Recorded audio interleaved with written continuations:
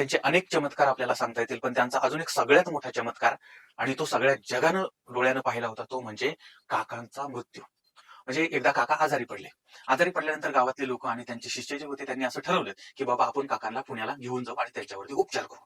त्यावेळेस महावीरसिंग काकांनी सांगितलं, की मला दवाखान्यामध्ये न्यायची काही गरज नाही, कारण आता माझं कार्य सफल झालेलं आहे. माझा अंतकाळ जवळ आलेला आहे आणि मी पौष शुक्ल सप्तमी वार गुरुवार या दिवशी संध्याकाळी हे जग सोडून जाणार आहे. अशा पद्धतीने त्यांनी आपल्या मृत्यूची तारीख सांगितली, वेळ सांगितली, सगळं काही डिटेलमध्ये त्यांनी सांगितलं, या दिवशी मी मरणार आहे. पण आता त्यांचे शिष्य होते, गावातली लोक त्यांच्यावर प्रेम करत होते आणि कोणाला वाटतं की आपला एवढा देव माणूस आपल्याला सोडून जावा. त्यामुळे ते म्हटले, नाही नाही काका, या बाबतीत आम्ही तुमचं काही ऐकणार नाही, तुम्हाला उपचार घ्यावेच लागतील, तुम्हाला दवाखान्यात जावंच लागेल. आणि त्याच्यानंतर बळजबरीनं या मंडळींनी काकांना घेतलं आणि ते पुण्याला घेऊन गेले. वेळी आशा होती की काका जिवंत राहतील, आपल्याला आधार देतील म्हणून. आणि त्याच्यानंतर ते पुण्याला गेले. विष्णुपुरा जो भाग आहे त्या भागामध्ये तिथे त्यांना ठेवण्यात आलं, त्यांच्यावरती उपचार सुरू झाले होते. पण काकांनी सांगून ठेवलं होतं, त्याच दिवशी त्याच वेळी त्याच पद्धतीनं त्यांचा मृत्यू झालेला होता.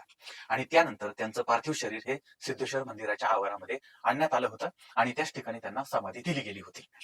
आणि नंतर मग गावकऱ्यांनी त्या ठिकाणी एक छोटंसं मंदिर बांधलेलं होतं.